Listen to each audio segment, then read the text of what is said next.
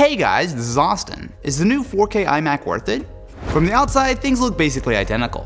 That's not necessarily a bad thing though. The iMac is one sexy looking computer. It's all aluminum, and from most angles it looks crazy thin. Only when you look at it from the back can you see where everything is hidden. This is where you'll find the exhaust and the ports, which include Ethernet, a couple Thunderbolt ports, 4 USB 3.0, an SD card reader, and headphone jack. Having the ports tucked around back looks nice, but it's not the most convenient way to access things. You basically have to spin the iMac around every time you want to plug something in. The speakers are hidden on the bottom and sound surprisingly solid. Paired with the decent Magic Keyboard and still annoying Magic Mouse 2 that comes with it, you can really get away with just plugging a power cable into the iMac and calling it a day. It has a fairly large bezel, but there's no denying that this is a nice looking computer. The real star of the show here is that new 4K display. There's no other way of putting this. This is a terrific screen.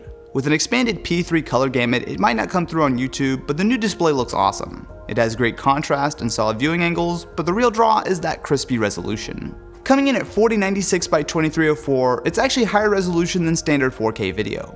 On a 21-inch screen, this comes out to an impressive 218 pixels per inch, which is just as sharp as Retina MacBook screens. OS X does a great job of scaling to give you what looks like a 1080p screen, but with 4 actual pixels making up each pixel of screen real estate. You can also use this to scale your resolution up to 1440p if you like. This display would cost a fortune on its own, which makes this iMac actually reasonably priced for a change. Inside, we're looking at a quad-core Broadwell Core i5 that's clocked at 3.1 GHz, Iris Pro Graphics 6200, and 8 GB of memory. While dedicated graphics might not be ideal on a 4K desktop, Intel's Iris Pro 6200 graphics are surprisingly up to the task. For normal use in El Capitan, things are nice and smooth even while multitasking, and you can even do a bit of gaming. If you install a copy of Windows via Boot Camp, you'll find that Grand Theft Auto 5 is playable on normal settings at 1080p, and lighter titles like Rocket League will also work at 1080p on medium. It's absolutely not a gaming PC, but if you want to play a few games, the 4K iMac handles itself pretty well.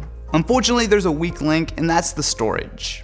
The base model comes with a seriously slow 1TB 5400 RPM hard drive. This is just not acceptable on a high-end computer in 2015. Normal tasks that are nearly instant on an SSD-equipped computer are a test of your patience on the iMac, and while you can upgrade to a Fusion drive or a pure SSD, that's going to jump up the price significantly.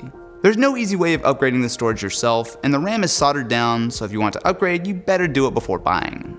The 4K iMac fits an awesome display and an impressively designed all-in-one. For some, the screen alone will be worth the price, but once you upgrade the base hard drive, spending a little more to upgrade to the 27-inch iMac is probably worth it. So what do you guys think about the 4K iMac? Let me know in the comments below, and I will catch you in the next one.